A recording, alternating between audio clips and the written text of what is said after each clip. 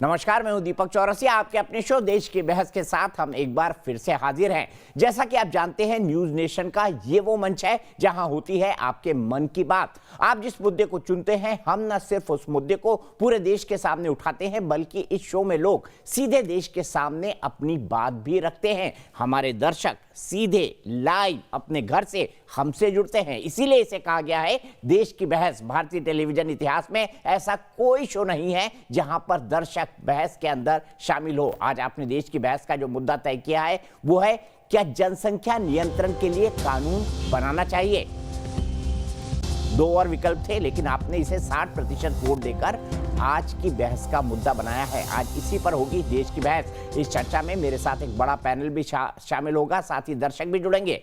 बढ़ती आबादी अपने साथ समस्याओं और चुनौतियों का अंबार लेकर आती है। इसी की चिंता करते हुए याचिकाकर्ता अश्विनी उपाध्याय ने जहां सुप्रीम कोर्ट में याचिका दी, तो अब आज प्रधानमंत्री नरेंद्र मोदी को चिट्ठी लिखकर जनसंख्या नियंत्रण कानून बनाने के लिए जोरदार अपील की है। हालांकि देश में जब भी जनसंख्या नियंत्रण कानून की बात उठी, उसका रास्ता रोकने के लिए मजहबी दलीलें भी गढ़ी जाती रहीं। उधर यूपी की योगी सरकार पंचायत चुनाव से पहले बड़े बदलाव करने जा रही है। 2 से ज्यादा बच्चे वाले उम्मीदवारों के चुनाव लड़ने पर रोक लग सकती है। ऐसे में मांग उठने लगी है कि ऐसे कानून राष्ट्रीय स्तर पर बनने चाहिए। एक बार फिर देश में सशक्त जनसंख्या नियंत्रण कानून की मांग और मुहिम रफ्तार पकड़ चुकी है। आज देश की बहस में इसी मुद्दे पर बहस होगी कि क्या जनसंख्या नियंत्रण कानून बनाने का वक्त आ गया है। बम विस्फोट से भी खतरनाक जनसंख्या विस्फोट।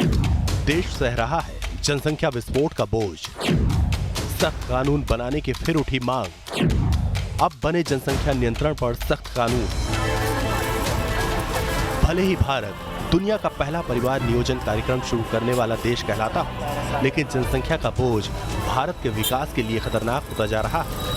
जबकि कुछ लोग मजहबी दलीलें देकर भी जनसंख्या की रफ्तार को आगे बढ़ाने की कोशिश कर रहे हैं। यानी वक्त आ गया है कि अब सख्त कदम उठाए जाएं और जनसंख्या नियंत्रण कानून बने। इसी मुहिम को बढ़ाते हुए केंद्रीय मंत्री संजीव बालियान ने जनसंख्या नियंत्रण कानून बनाने की वकालत की है। जो जनप्रतिनिधि बनना चाहते, जो समाज में सेवा करना चाहते हैं, उन्हें कम से कम सबसे पहले वो उस नियम को पालन करें।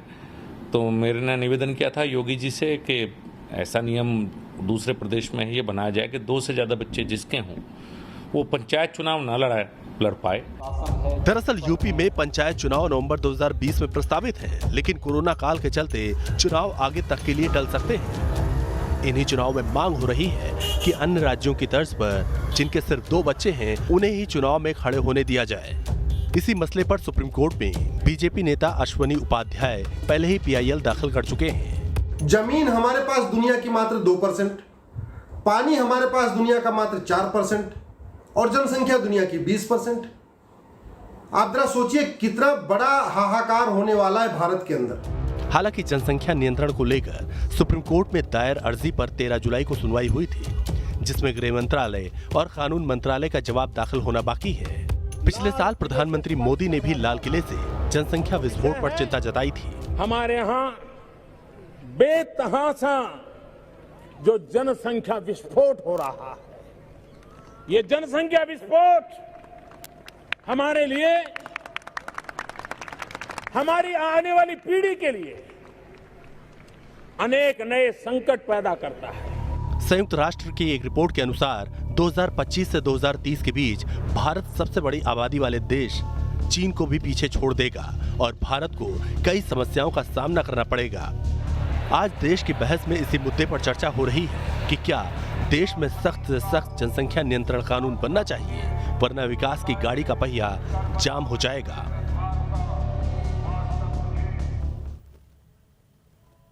तो कोरोना काल में और महत्वपूर्ण हो गई है बहस।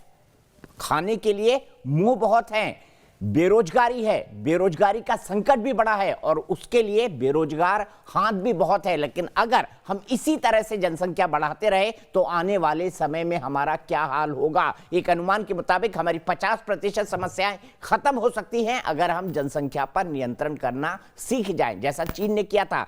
चीन एक ऐसा देश जिससे मैं हमेशा ये कहता हूं कि चीन हमारा दुश्मन नंबर 1 है, लेकिन दुश्मन भी अगर कोई अच्छा काम करे तो ये सीखना चाहिए। ये रामचरित रामचरितमानस में लिखा है, ये महाभारत में लिखा है। इसीलिए देश की बहस में हमारा आज का सवाल है, क्या जनसंख्या नियंत्रण कानून बनाने का वक्त आ गया है? देखिए हमारा सवाल ए हां और बी नहीं। आप सीधे हमारा जवाब दे सकते हैं। आप हमारी वेबसाइट पर जा सकते हैं, आप न्यूज नेशन के मोबाइल ऐप को डाउनलोड कर सकते हैं। डाउनलोड करना बहुत आसान है। हमारा ट्विटर हैंडल भी आप जानते हैं, फेसबुक पेज पर भी जाकर राय दे सकते हैं। और इस शो के दौरान हम आपके वोट क्या कहते हैं ये भी दिखाएंगे, और साथ ही साथ अपनी राय या सवाल अगर आपका कोई है तो उसका वीडियो बनाकर हमारे साथ हमको व्हाट्सएप करें। ये भी कहें कि आप अगर शो से जुड़ना चाहते हैं 9711002266 पर।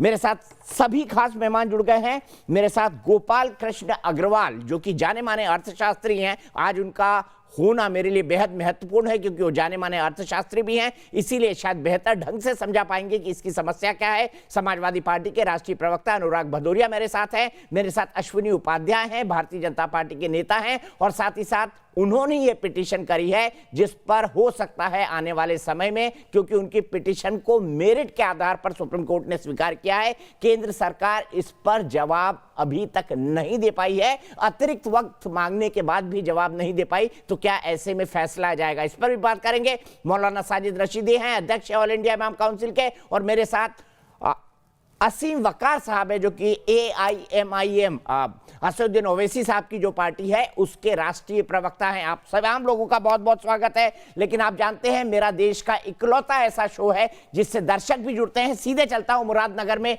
मनीषा त्यागी जी के पास। मनीषा त्यागी जी, क्या आपको लगता है कि इस तरह का कानून बनना चाहिए?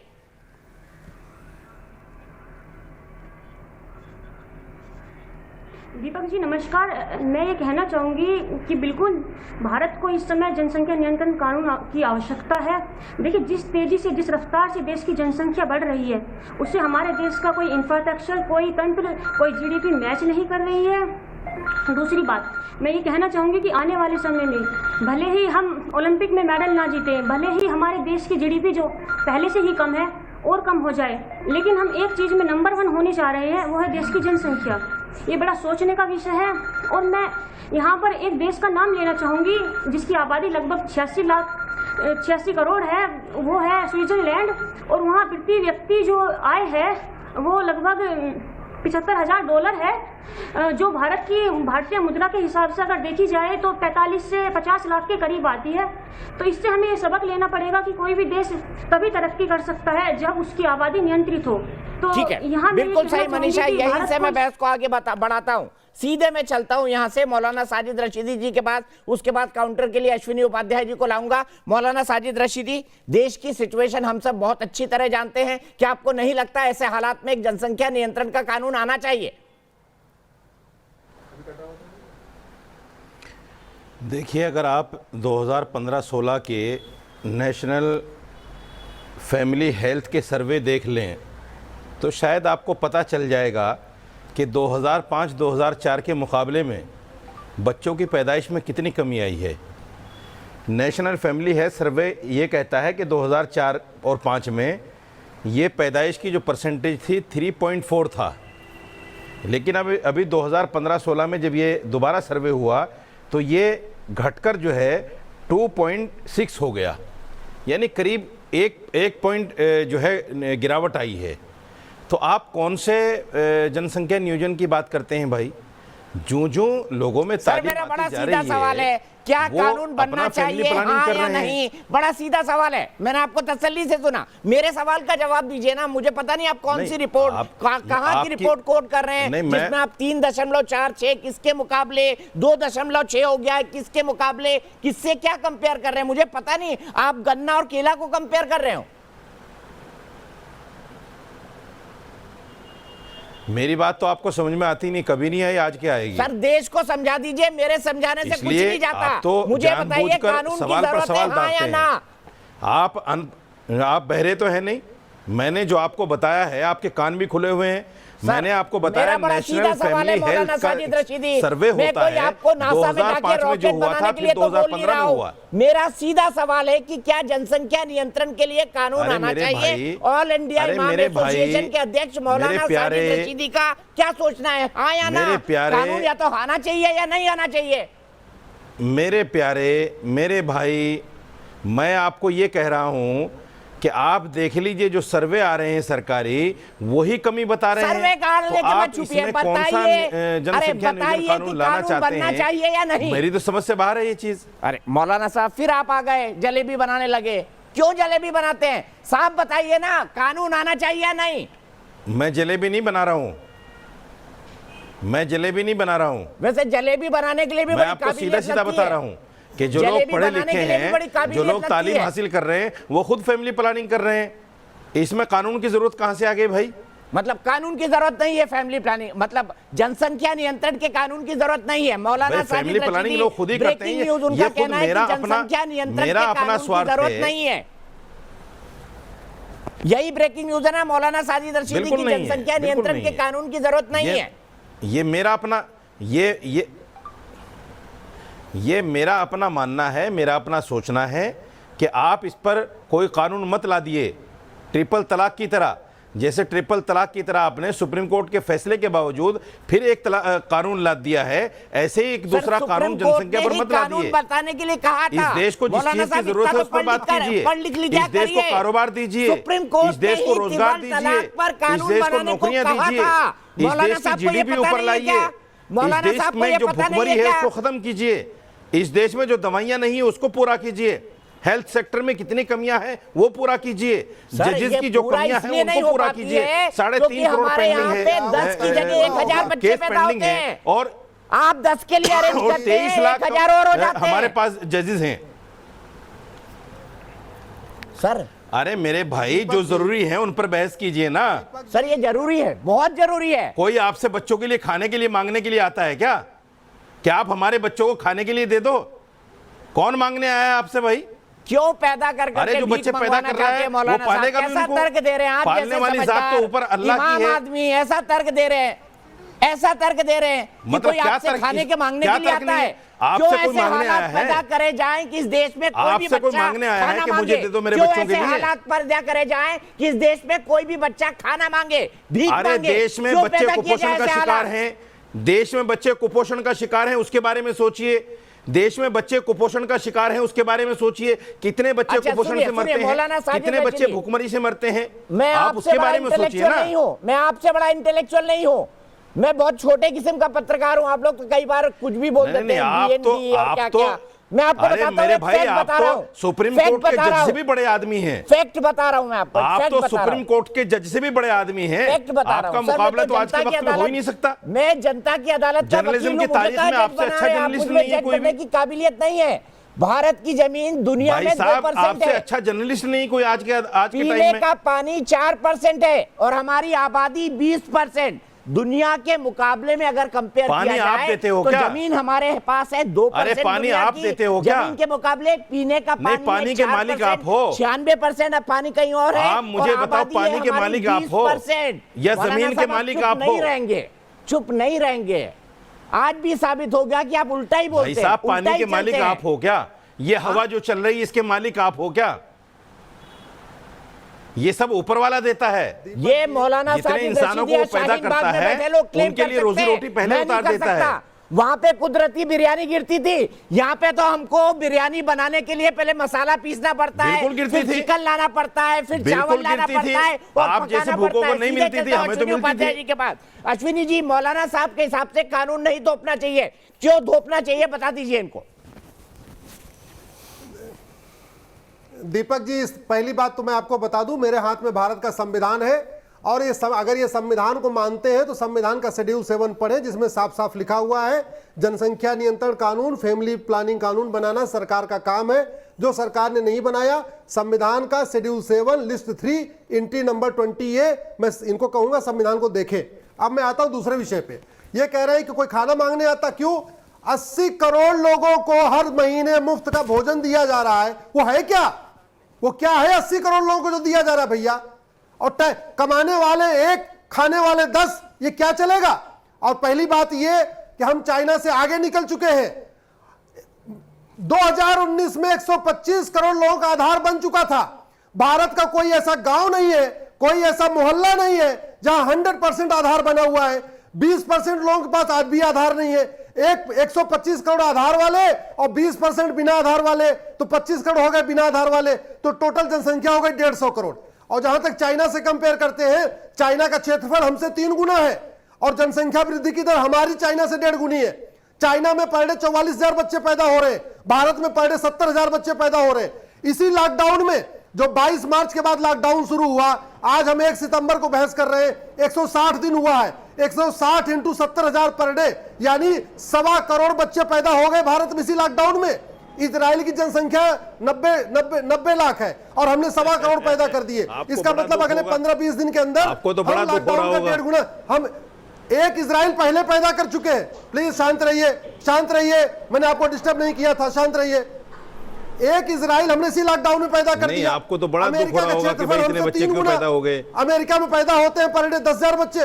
अरे सुन लो भैया, सुन लो प्लीज, प्लीज सुन लो मौलाना जी, आप केवल वही पढ़ते हो जो उसमें कुछ नहीं लिखा होता। सुनिए, अमेरिका में पर डे 10,000 बच्चे पैदा होते हैं। अमेरिका का क्षेत्रफल हमसे 3 गुना है, भारत में पर डे 70,000, यानी अमेरिका का क्षेत्रफल भारत का 3 गुना और भारत में बच्चे पैदा हो रहे हैं अमेरिका के 7 गुना। कहां से आएगा रोटी, कहां से आएगा रोटी कपड़ा मकान? जब तक 2 करोड़ घर बनेगा तब तक 10 करोड़ बेघर और पैदा हो जाएंगे। जब तक 2 लेन की सड़क बनेगी 4 लेन का ट्रैफिक सड़क पे आ जाएगा। जब तक 1 हॉस्पिटल बनेगा तब तक 20 हॉस्पिटल के लोग और आ जाएंगे।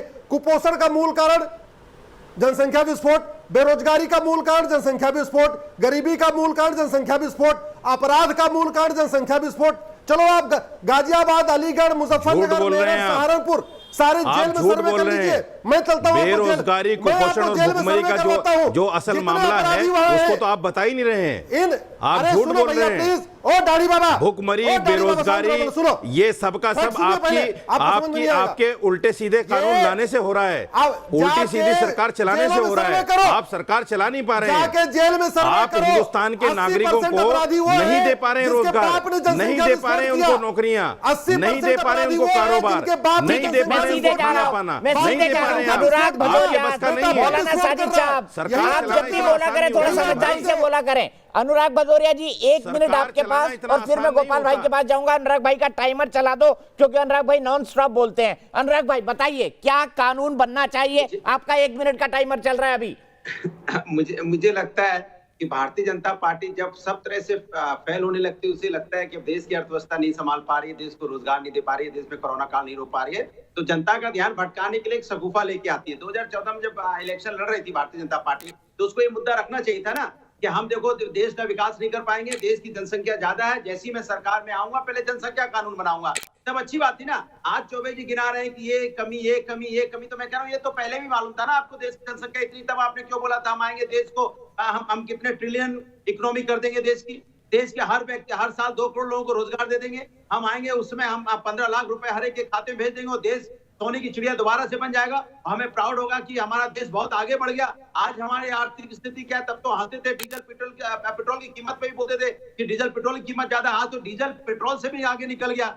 आप ये देखो ना कि आपने जो वादा किया था वो जनता के साथ कौन सा पूरा किया? जो आप वादा करते हो पूरा नहीं करते, खाली इश्यू को डाइवर्ट करने की बात करते हो। क्या इलेक्शन लड़ने के टाइम ये आपको नहीं पता था कि देश की जनसंख्या कितनी है और देश को आपने जो वादे किए थे क्या पूरे कर पाए? आज आर्थिक व्यवस्था हम कितने में चले गए? 23.9। ठीक है, टाइम आउट। अनुराग जी आपने अपनी बात रख दी, आपका टाइम आउट। सीधे जाता हूँ गोपाल अग्रवाल जी के पास। गोपाल अग्रवाल जी वो कह रहे हैं कि आप शगुफा जोड़ रहे हैं। हकीकत यह है कि आपने अभी तक सुप्रीम कोर्ट के अंदर गृह मंत्रालय ने और कानून मंत्रालय ने अपने जो जवाब दाखिल करने थे वो नहीं किए हैं। बीजेपी का जनसंख्या नियंत्रण कानून पर क्या स्टैंड है? और पिछली बार इसको बकायदा प्रधानमंत्री लाल किले से एड्रेस कर चुके हैं। आज आपकी पार्टी का क्या स्टैंड है? क्या आपको नहीं लगता कि कोविड के संकट काल के बाद जब हमारे पास संसाधन कम होंगे, और संसाधन वैसे ही हमारे पास कम है, जिस अनुपात में जनसंख्या का विस्फोट हो रहा है, इस कानून को बनाने की जरूरत है? देखिए दीपक जी, आज अभी 3 लोगों को हमने सुना, उसमें जो मौलाना साहब तो कुछ बोल ही नहीं पा रहे थे, वो पता नहीं कहाँ की कहाँ बात डाइवर्ट कर रहे थे, और जो भदौरिया साहब कुछ और ही विषय पे अर्थव्यवस्था और कहाँ चले गए। सबसे ज्यादा प्रमुखता से और स्पष्ट रूप से और लॉजिकली अपने आप को स्टैब्लिश करते हुए अश्विनी उपाध्याय जी ने अपनी बात रखी है। तो इससे स्पष्ट है कि इस देश में जनसंख्या की समस्या बहुत गंभीर है, बढ़ती जा रही है। प्रधानमंत्री भी बोल चुके हैं, सब लोग सब जगह चर्चा हो रही है। मैं नोएडा आसपास रहता हूँ, यहाँ तो बड़ा आंदोलन की तरह मास मूवमेंट भी चल रहा है। तो हमारे को यह बात स्पष्ट है कि जनसंख्या में कुछ ना कुछ कंट्रोल करना है। अब इसको ऑर्डिनेंस लाना है, कानून बनाना है, या अवेयरनेस क्रिएट करना है, या एडमिनिस्ट्रेटिव डिसीजन लेना है, यह सरकार का पहलू है। जहां तक समस्या है, इसके बारे में हम पूरी तरह से वाकिफ है कि यह देश की एक बहुत बड़ी समस्या है और इसके लिए करना चाहिए, यह सब लोग मान रहे हैं। कानून और ऑर्डिनेंस और इसकी बात सरकार करेगी, क्या सोचते हैं, क्योंकि डिस्कशन भी करना होता है। ठीक है, आपने बड़े साफ तौर से कहा कि सरकार को लगता है करना चाहिए, लेकिन अनुराग भाई मैं आपको बता दूं, आपने जितनी देर बोला है आपका ऑडियो नहीं गया है, क्योंकि मैंने बोलने के लिए गोपाल अग्रवाल जी को बोला था और जब तक आप बोल रहे थे आपका पूरा ऑडियो गया था। आप बताइए, आपकी जहाँ सरकारें हैं, जहाँ सरकारें आपकी 20 सेकंड मुझे और दे दीजिए। भदौरिया जी को एक बार चुप कर दीजिए। सरकार मध्य प्रदेश मेरा 1 मिनट पूरा नहीं हुआ है। ना मैं आता हूँ, फिर आता हूँ गोपाल भाई, मैं फिर आता हूँ। मेरे साथ यतीनंद, मेरा अभी पूरा टाइम हुआ है। आप बताइए कानून। सर मैंने दोनों को 1-1 मिनट दिए थे, मैं फिर आता हूँ। नहीं तो बड़ा हल्ला मचाने वाले लोग हैं। और अनुराग भदौरिया जी कभी ब्रेक लगा लिया करिए, आपकी पार्टी का सिंबल ही साइकिल है, आपकी ब्रेक फेल साइकिल है, ब्रेक फेल साइकिल। सरकार में 7 साल आए हो गए, ब्रेक फेल साइकिल। यति सिर्फ महाराज जी को ऑडियो जाएगा। यति नरसिंहानंद सरस्वती जी, आपको क्यों लगता है कि ये कानून आना चाहिए?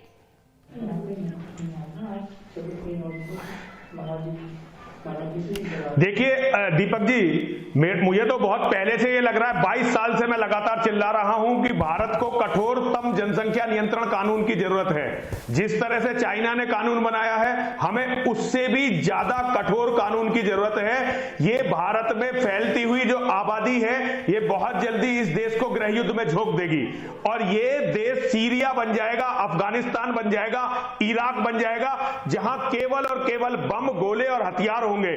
क्योंकि यहां अपराधियों की, मैं किसी धर्म से नहीं जोड़ रहा हूं, मौलाना साहब चाहें तो अपने धर्म से जोड़ सकते हैं, लेकिन फैक्ट यह है कि यहां भूखे नंगे लोगों को बहुत सारे लोग धर्म के नाम पर आबादी बढ़ाने के लिए प्रेरित कर रहे हैं और ये भूखे नंगे लोग इस देश को बर्बाद करके छोड़ेंगे। इसलिए मेरा सरकार से अनुरोध है कि जल्दी से जल्दी यहां चीन की तरह कठोर जनसंख्या नियंत्रण कानून बनाया जाए। ठीक है, मौलाना साजिद रशीदी, उन्होंने आपको साफ तौर पे कहा कि कुछ लोग हैं यहाँ पर जो यहाँ पर जानबूझकर जनसंख्या बढ़ाना चाहते हैं और आप जैसे लोग खड़े हो जाते हैं। अगर कोई अच्छी काम हो, पंडित जी से पूछिए कितने बच्चे हैं इनके? दलित लोगों को, दलित पाकिस्तानियों को नागरिकता देने के लिए उसके खिलाफ भी खड़े हो जाते हैं। जनसंख्या नियंत्रण कानून आ रहा है, उसके खिलाफ भी खड़े हैं आप। इसके अलावा 3 तलाक सुप्रीम कोर्ट ने कहा कानून बनाए सरकार, उसके खिलाफ भी आप अभी बोल रहे थे। अयोध्या में राम मंदिर बने तो आप जैसे लोग बोलते हैं 400 साल बाद गिर जाएगा। देखिए ऐसा है, देखिए दीपक चौरसिया भाई, एक बात समझ लीजिए, ये जनसंख्या नियंत्रण कानून जो लाने की बात कर रहे हैं, जितने भी लोग कर रहे हैं, इनका दर्द ये नहीं है कि ये आबादी बढ़ती जा रही है। इनका दर्द ये है कि मुसलमानों की आबादी बढ़ रही है और गृह युद्ध शुरू हो जाएगा। इनसे पंडित जी से पूछिए कितने बच्चे हैं इनके। अरे जिन्होंने बच्चा पैदा करके नहीं देखा, जिनके बच्चे ही नहीं है, वो जनसंख्या नियंत्रण कानून लाना चाहते हैं।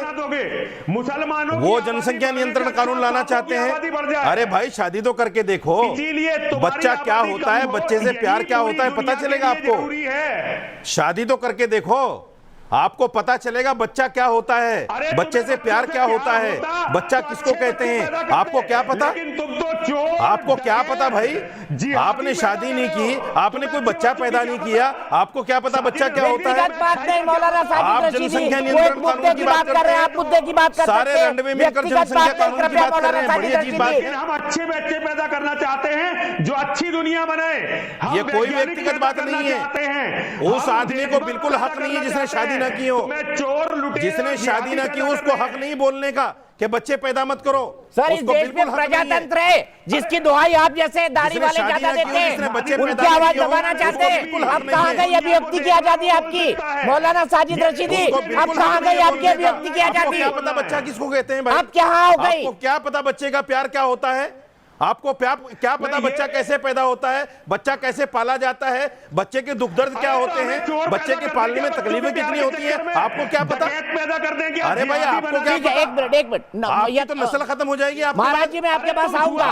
मौलाना साहब यही तर्क दे सकते हैं, इसके अलावा तर्क नहीं होंगे इनके पास। मैं कई साल से इनके साथ डिबेट कर सकता हूँ, कर रहा हूँ। आप इनसे गन्ने की बात करेंगे, एग्जाम्पल देंगे केला का, छोड़ दीजिए इनको। मैं सीधे गोपाल अग्रवाल जी के पास जाता हूँ। गोपाल अग्रवाल जी, देखिए इस बात पर भी विरोध आ रहा है। मौलाना साजिद रशीदी बोल रहे हैं कि कई मुसलमानों को संकट में खड़ा करने के लिए, उनकी आबादी कम करने के लिए कानून तो नहीं लाया जा रहा। आप बताइए, आप एक अर्थशास्त्री भी हैं, कितना भार पड़ता है अगर जनसंख्या? मैंने ऐसा नहीं कहा, आप गलत सवाल नहीं, कोट कर रहे हैं देखिए सबसे बड़ी बात है मौलाना जी आप शांत हो जाइए।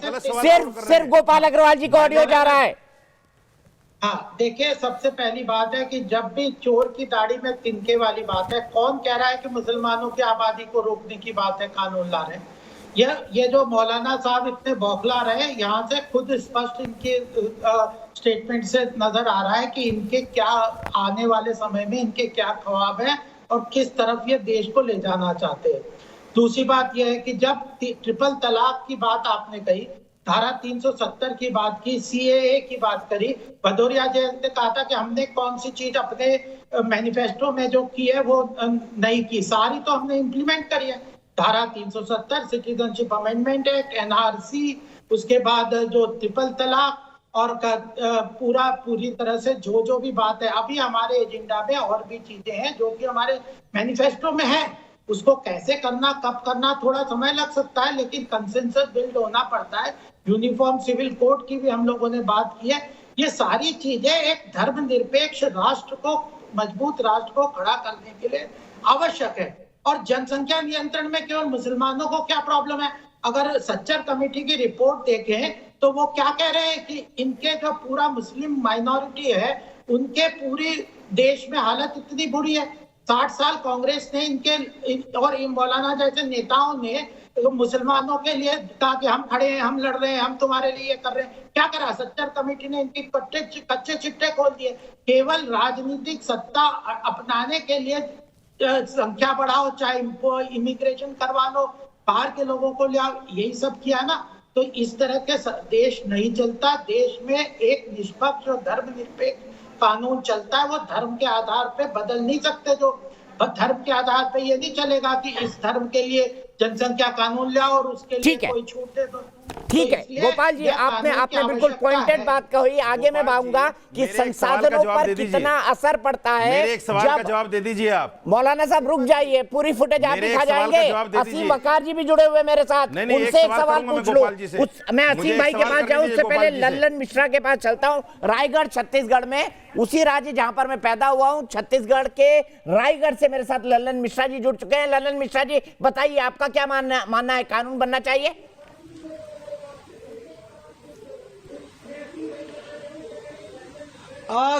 दीपक जी, बड़ा ही मुझे चर्चा को सुनने के बाद मैं समझ नहीं पा रहा हूं कि मौलाना साहब इस विषय पे भी विरोध कर रहे हैं। मुझे तो लग रहा है मौलाना साहब सिर्फ विरोध के लिए विरोध कर रहे हैं। जनसंख्या नियंत्रण जैसे विषय पे, जिसपे कोई विवाद का विषय ही नहीं है, जिसको सभी लोगों को एक मत से जिसको कहना चाहिए कि वो कानून बनेगा, उस पे भी मौलाना साहब धर्म के आधार पे, जाति के आधार पे उसको करने के लिए उसको विरोध कर रहे हैं। दीपक जी, ये जनसंख्या नियंत्रण कानून बनने से आपकी ऑलमोस्ट काफी सारी समस्याएं सॉल्व हो जाएगी। आपका भूखमरी की समस्या, एजुकेशन की समस्या, आज की जितनी भी समस्याएं आप देख रहे हैं, क्वालिटी ऑफ लाइफ, सब कुछ आपकी सिर्फ इस जनसंख्या नियंत्रण से आपकी समस्याएं दूर हो जाएगी। बिल्कुल ठीक। अगली बार आप टीवी पे बात करें, अपने फोन को इतना ज्यादा मत हिलाएं। आपको ऐसा लग रहा था आपके घर में भूकंप आ रहा है। ध्यान रखिएगा मेरे भाई लल्लन मिश्रा। सीधे मैं चलता हूं असीम भाई के पास। असीम भाई, अच्छा हुआ आप हमसे फोन पे जुड़ गए, क्योंकि आपके साथ कनेक्टिविटी का इश्यू हो रहा था। मैं आपसे जानना चाह रहा हूं, क्या जनसंख्या नियंत्रण के लिए कानून बनना चाहिए, हाँ या ना?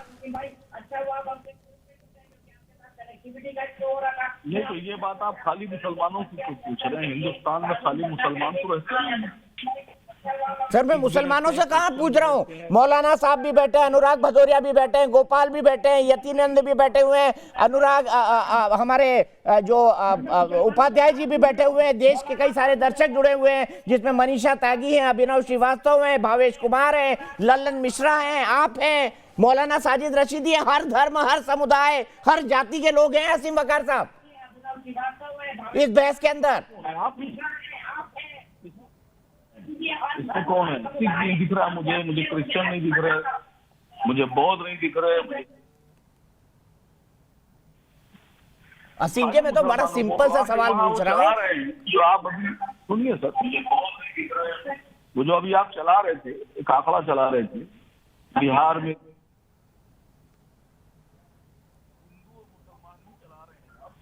उसमें भी आपने पूरे आंकड़े। आसिफ भाई, आपकी बिल्कुल आवाज नहीं आ रही। मैं एक बार फिर टेक्निकल टीम को कहूंगा कि आपका ऑडियो ठीक करें। इस बीच एक बड़ी खबर आ रही है, सुप्रीम कोर्ट में जो मामला चल रहा है उससे जुड़ी हुई। जनसंख्या नियंत्रण कानून पर देश की सबसे बड़ी अदालत जल्द ही इस पर सुनवाई कर फैसला कर सकती है। इस वक्त की बड़ी खबर है, बीजेपी नेता अश्विनी उपाध्याय की याचिका पर कोर्ट ने 10 जनवरी को ही केंद्रीय गृह मंत्रालय और कानून मंत्रालय से जवाब मांगा, जिस पर 4 हफ्ते की मोहलत मांगी गई थी। अभी तक केंद्र सरकार ने अपना जवाब दाखिल नहीं किया है। सुप्रीम कोर्ट में सुनवाई भी लंबी खिंचने की संभावना कम है और माना जा रहा है कि जनसंख्या नियंत्रण मामले में जल्द से जल्द सुनवाई हो सकती है। अश्विनी उपाध्याय जी, चूंकि कानून मंत्रालय और गृह मंत्रालय ने अपना जो जवाब है या काउंटर है वो दाखिल नहीं किया है, ऐसे में इस केस का लीगल स्टेटस क्या होता है? कैसे होगी आगे की कार्रवाई और सुनवाई अगर सरकार तटस्थ बनी रहना चाहती है तो?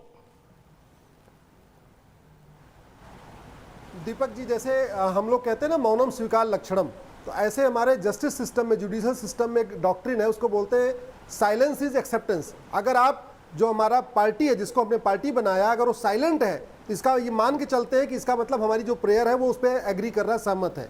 अभी तक केंद्र सरकार का, गृह मंत्रालय, कानून मंत्रालय का जवाब नहीं आया है, तो साइलेंस इज एक्सेप्टेंस वाली डॉक्ट्रिन यहाँ लागू होगी। इसका मतलब उनको हमारी पिटीशन, जो हमारी मांग है जनसंख्या नियंत्रण पे, वो तैयार है। इसीलिए मैंने 13 जुलाई को जब मैटर लगा तब भी यही कहा था सुप्रीम कोर्ट से कि आप काउंटर का इंतजार क्यों कर रहे हैं, आप बहस शुरू कर दीजिए। लेकिन 13 जुलाई को गृह मंत्रालय और कानून मंत्रालय के वकील ने इस बहुत रिक्वेस्ट किया, हमको 4 हफ्ते का टाइम दे दीजिए, हम जवाब दाखिल करेंगे। इसके बाद 14 अगस्त को सुनवाई लगा हुआ था, जवाब नहीं आएगा। अब इसकी फाइनल हियरिंग होनी है, प्लीडिंग कंप्लीट है, जवाब आए तो, जवाब नहीं आए तो मामला सुनने फाइनल हियरिंग के लिए तैयार है। और इस पे एक दिन बहस होनी है, कोई बहुत लंबी चौड़ी बहस नहीं होनी है, ट्रिपल तलाक जैसा कोई 1 हफ्ते नहीं चलना है, कोई इसको संविधान पीठ को नहीं सुनना है, इसको 2 जज या 3 जज सुन सकते हैं आराम से। हमने जो बेसिक डॉक्ट्रिन यही लिया है। आर्टिकल 14 कहता है सब लोग बराबर है, ये बराबरी वाला कॉन्सेप्ट आ ही नहीं सकता जब तक जनसंख्या नियंत्रण नहीं होगा। आर्टिकल 15 कहता है जाति, धर्म, भाषा, क्षेत्र के आधार पर भेदभाव नहीं होगा, वो तब तक नहीं लागू हो सकता जब तक जनसंख्या विस्फोट नहीं रोका जाएगा। आर्टिकल 16 कहता है सबको समान अवसर मिलेगा, वो सबको समान अवसर तब तक नहीं मिल सकता जब तक जनसंख्या विस्फोट नहीं रोका जाएगा। आर्टिकल 21 कहता है सबको शुद्ध हवा देना, सबको शुद्ध पानी देना, सबको भोजन देना, ये बेसिक जो नीड है ये पूरी करना सरकार की जिम्मेदारी है। वो तब तक नहीं हो सकता जब तक जनसंख्या विस्फोट नहीं रोका जाएगा। और सबसे बड़ी इंपॉर्टेंट ये कि संविधान के शेड्यूल 7 में जहां काम का बंटवारा है, लिस्ट 1 यूनियन लिस्ट है, लिस्ट 2 स्टेट लिस्ट है, लिस्ट 3 कॉन्करेंट लिस्ट है, उस कॉन्करेंट लिस्ट में इसका प्रोविजन है। हमने यही कहा है कि संविधान लगातार बदला गया, सुप्रीम कोर्ट के फैसले बदले जा चुके हैं, और जो हमारे ऑलरेडी संविधान में उसको क्यों नहीं लागू किया जा रहा है। सिमिलर मैटर पाकिस्तान के सुप्रीम कोर्ट में चल रहा है। पाकिस्तान की सुप्रीम कोर्ट ने ऑलरेडी वहां पे कमेटी बना दिया है, कुछ जजेस की, कुछ पॉलिटिशियंस की, कुछ IAS IPS की वहां पे कमेटी बन गई है। वो अब वहां अपना तैयारी कर रहे हैं पाकिस्तान में। दूसरा, जो लोग इसको धर्म से जोड़ रहे हैं, ईरान में 1990 में लागू हो चुका था, चाइना में बहुत पहले से लागू हो चुका है। एक बात मैं महत्वपूर्ण कहना चाहूंगा दीपक जी, हम 1947 में आजाद हुए, चीन हमसे 2 साल के बाद आजाद हुआ 1949 में। 1949 में चीन आजाद हुआ और 1950 में उसने हमारे दो लागू कर दिया। उसके बाद भी देखा कि जनसंख्या नियंत्रण नहीं हो पा रहा है, 1977 में उसने हमारे 1 कर दिया। फिर जाके 2015 में उसने फिर से हमारे 2 किया, और उसने 60 करोड़ बच्चों को पैदा होने से रोक दिया। अगर हमने भी चीन के साथ 1950 में हमारे 2 मजबूती के साथ लागू किया होता, तो हमने भी लगभग 50-60 करोड़ बच्चे नहीं पैदा होने दिए होते। आज हमारी जनसंख्या 90 करोड़ के आसपास होती। 90 करोड़ होती तो कुपोषण नहीं होता, बेरोजगारी नहीं होती, गरीबी नहीं होती, ये जो छोटी छोटी जमीन और पानी के लिए लड़ाइयां हो रही, ये नहीं होती है, जंगल इतने कम हो गए, वो नहीं होता। ठीक है, सीधे चलता हूं अनुराग भदौरिया जी के पास। अनुराग भदौरिया जी, आपने पॉलिटिकल स्पीच तो बहुत दे दिया, लेकिन मेरे सवाल का जवाब नहीं दिया। मैं बड़ा सिंपल सवाल आपसे पूछ रहा हूं, बहुत सिंपल। समाजवादी पार्टी की क्या राय है, क्या जनसंख्या नियंत्रण के लिए कानून बनना चाहिए, हाँ या ना? क्या आप इस मांग के समर्थन में या मांग के विरोध में? देखिए, जब कोई कानून बनता है तो आपको अच्छी तरह पता है, कानून पे सभी लोग आपस में बैठते हैं, बैठ के उस पे बहस होती है, उसके बाद कानून बनता है। लेकिन भारतीय जनता पार्टी तो मैंने कहा ना, सर भारतीय जनता की पार्टी की बात मत करिए, आप समाजवादी पार्टी के प्रवक्ता हैं। आप जितने आरोप लगाना चाहते थे आपने लगा दिए। मैं सिर्फ ये पूछ रहा हूँ, समाजवादी पार्टी चाहती है कानून बने या ना? मैंने बोला अनुराग भदौरिया जी, समाजवादी पार्टी की क्या राय है ये बोल दीजिए। हमने आज तक विचार नहीं किया इस पर, बोलिए ना क्या राय है समाजवादी पार्टी की? कानून बनना चाहिए या नहीं बनना चाहिए? मैं कह रहा, हमारे आपके बोलने से टीवी डिबेट में तो कानून बनता नहीं है। कानून तो उसके लिए बहस होगी, सभी लोग। अरे सर, टीवी डिबेट इसलिए होती है कि तमाम पॉलिटिकल पार्टी अपने एजेंडे को देश के सामने रख सके। आप बताइए समाजवादी पार्टी का इस मामले पर क्या एजेंडा है, बताइए। कांग्रेस की गवर्नमेंट थी, सबसे ज्यादा विरोध किया तो भारतीय जनता पार्टी ने किया था। हम 10, हमारे जगदीश, पता नहीं क्या क्या, याद होगा आपको। अरे फिर कहाँ चले गए अनुराग भाई? आप भी मौलाना साजिद रशीदी के भाई बनते जा रहे हैं छोटे। आम पूछो तो केला बोलते हैं, आम पूछो तो केला बोलते हैं। हो रही है यहाँ पे, सबकी बिजनेस खत्म हो चुकी है, देश की अर्थव्यवस्था टूट चुकी है। सर इसीलिए तो जनसंख्या नियंत्रण कानून जरूरी है, क्योंकि इतने मुंह को हम खिला नहीं सकते। मैं क्या आपको बेसिक 2 + 2 4 नहीं समझ आ रहा अनुराग भदौरिया? जिम्मेदारी बनती थी इस पे डिबेट कराना, बहस कराना, फिर कानून बनेगा। कानून तो डिबेट और बहस के बाद बनेगा ना पार्लियामेंट में। तो क्यों नहीं पार्लियामेंट में? सर समाज में बहस हो तो कोई दिक्कत है? कहीं कानून में लिखा है भारत के संविधान में कि समाज में और टीवी स्टूडियो पर इस पर बहस ना हो? कहाँ लिखा है मुझे बता दीजिए, मैं अभी बंद कर देता हूँ बहस। कहाँ लिखा है अनुराग भदौरिया, बता दीजिए, मैं अभी बंद कर देता हूँ बहस। कि मध्य प्रदेश में उन्होंने कानून हटा दिया। मध्य प्रदेश में यही आपको याद होगा, 2001 से 2005 तक था कि अगर जिससे 2 से ज्यादा बच्चे हो वहाँ पे जिला पंचायत का इलेक्शन नहीं लड़ सकता। और 2005 के बाद यही भारतीय जनता पार्टी। आप जनेश्वर मिश्रा को मानते हो कि नहीं मानते हो? लोहिया जी, जनेश्वर जी कहते थे हम तो हमारे को होना चाहिए, आपको पता नहीं है क्या? अनुराग को डाइवर्ट करना चाहती है। अनुराग भदौरिया जी, मैं एक बात बताऊं, आप बहस नहीं करते ना, आप कोई लॉजिकल आर्गुमेंट करते हैं। आप एक रटा भाषण लिख कर आते हैं और उसको बिना रुके बोलते रहते हैं। अरे मैं तो कह रहा हूँ, मैं तो लॉजिक। मैंने आपसे सीधा सवाल पूछा, कानून बनना चाहिए हाँ या नहीं? जवाब दे दीजिए आप अपना। अगर सरकार की मंशा होगी, सरकार चाहेगी तो क्या नहीं हो सकता, मैं बता रहा हूँ आपसे। अरे मैं आपकी पार्टी की राय जान रहा हूँ, बीजेपी के मंशा तो मैं जान लूंगा। समाजवादी पार्टी की क्या राय है इस पर? समाजवादी पार्टी की क्या राय है? ये तो मैं डिक्लेयर करता हूँ कि समाजवादी पार्टी ब्रेकिंग न्यूज चलाता हूँ, समाजवादी पार्टी इस मुद्दे पर खामोश है। मैं पूछता हूँ, सरकार क्यों नहीं बहस कराना चाहती इस पे? सर ये बहस समाज पे हम तो करा रहे हैं ना। क्यों नहीं सरकार ने बहस कराई इस पे? क्यों नहीं कराई? क्योंकि सरकार फेल हो चुकी है। आप हमारा ध्यान डाइवर्ट करवाना चाहते हैं। चलिए कोई बात नहीं, आप अगली बार अनुराग भदौरिया साइकिल से संसद जाएंगे और प्रधानमंत्री की कुर्सी पर बैठेंगे। अनुराग भदौरिया जी, मेरी शुभकामनाएं आपको। आप साइकिल से संसद तक जाएं और प्रधानमंत्री की कुर्सी पर बैठे। अखिलेश को भी धक्का दे दे, सीधे चलते हो स्वामी जी के पास। 99 बेरोजगार है, ये हालत है उत्तर प्रदेश की आज की डेट में, और देश की हालत ये है, हर गाँव में लोग बेरोजगार है। जिम्मेदारी सरकार की थी, सरकार ने वादा किया था हम आएंगे सबको रोजगार देंगे। कसम से अनुराग भाई, इसके बाद आपसे एक भी सवाल नहीं पूछूंगा। हाँ या ना बोल दो भैया।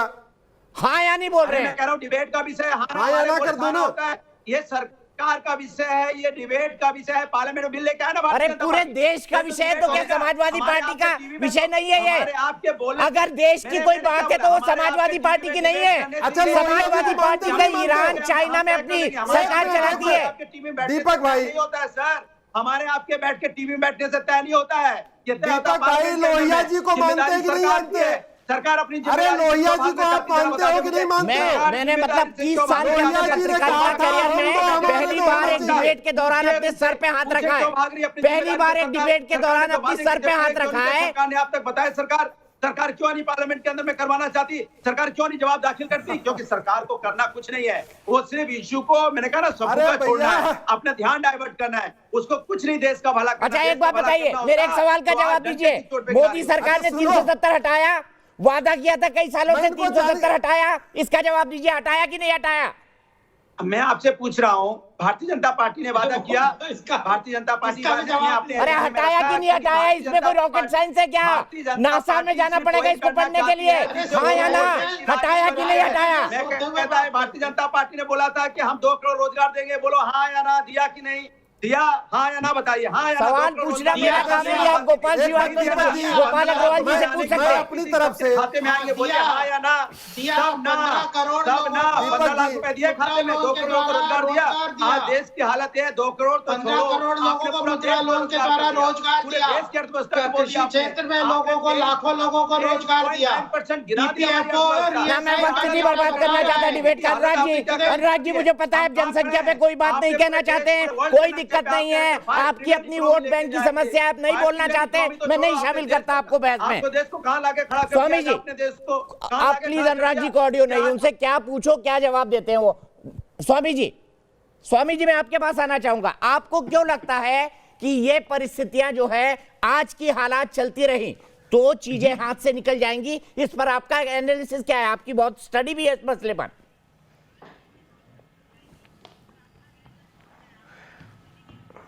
देखिए, एक आपको पूरी दुनिया का इतिहास देखना पड़ेगा दीपक जी।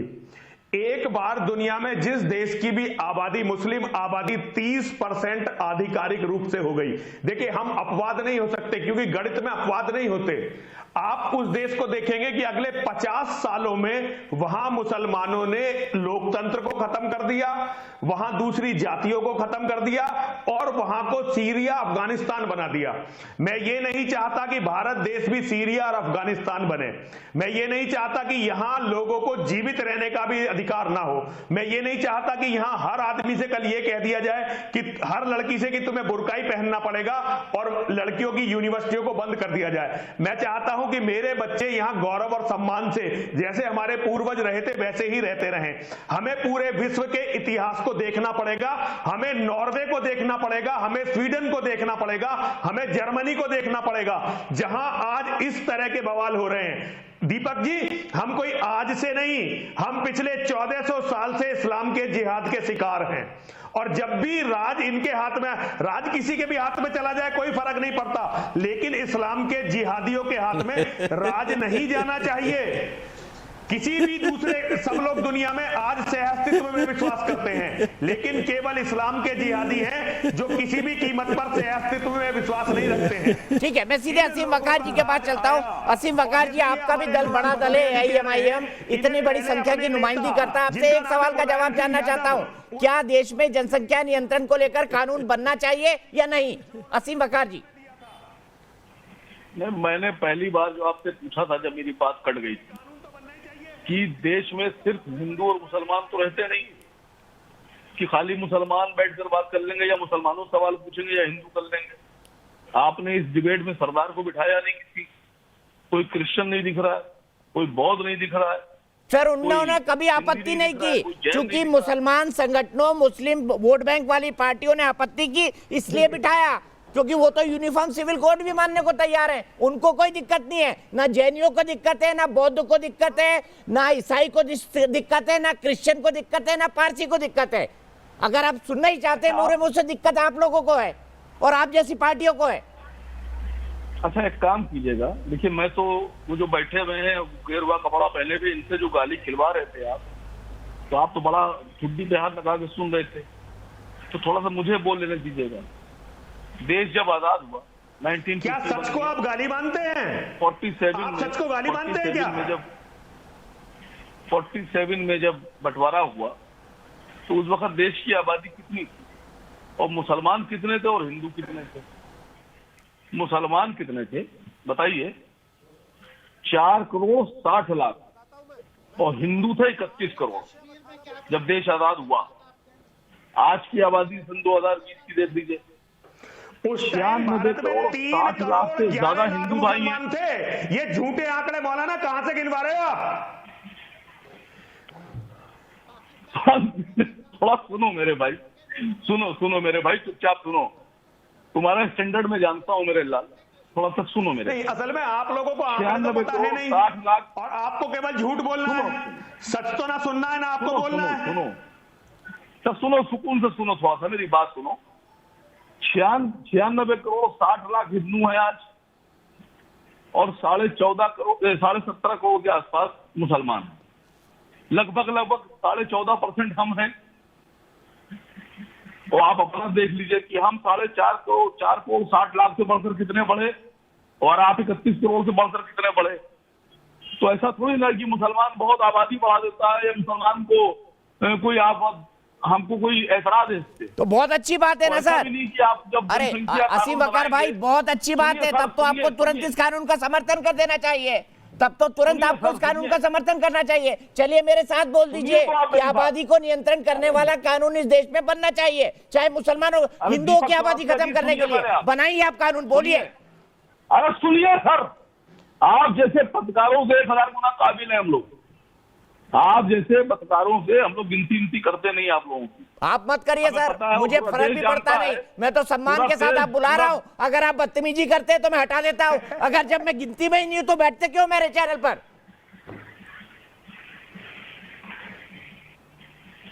अब गिनती में होगा इसीलिए तो बैठ रहे हो ना। ये फ्रॉड आदमी है, इनके पास आंकड़े नहीं है।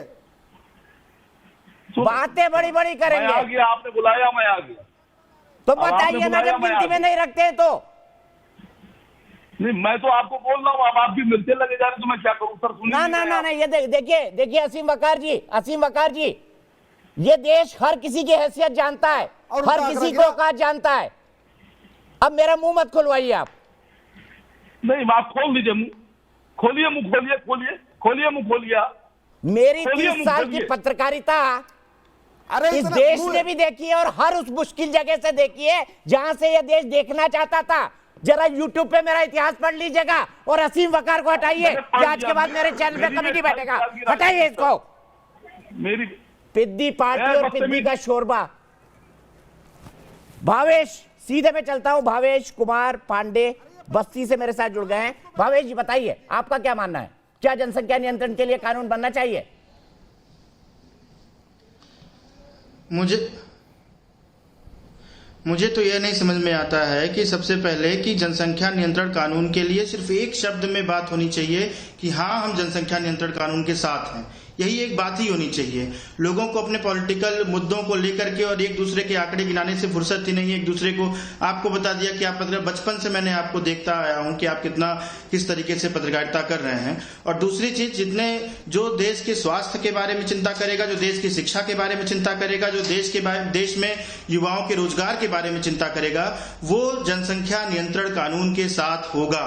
जो देश के साथ होगा वही, जो जनसंख्या नियंत्रण कानून के साथ होगा वही देश के साथ होगा।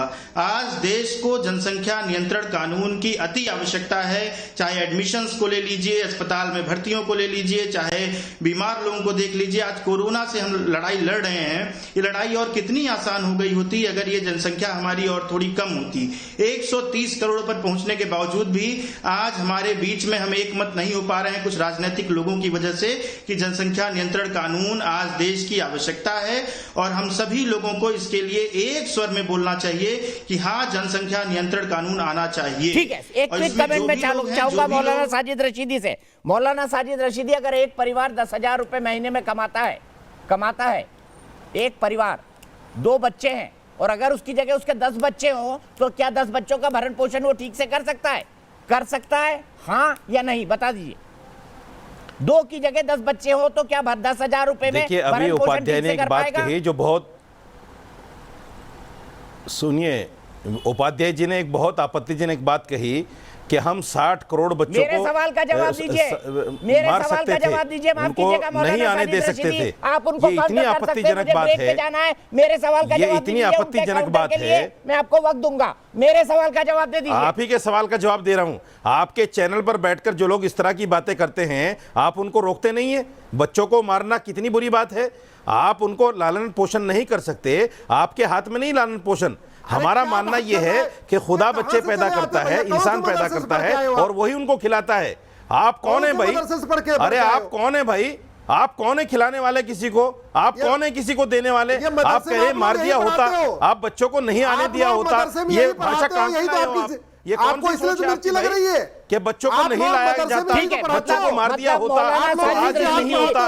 90 करोड़ होते, हमारे रोजगार इतने होते। आप मुझे बताइए, कितने रोजगार देगी सरकार ने? अरे सरकार सिर्फ कानून ला रही है। सरकार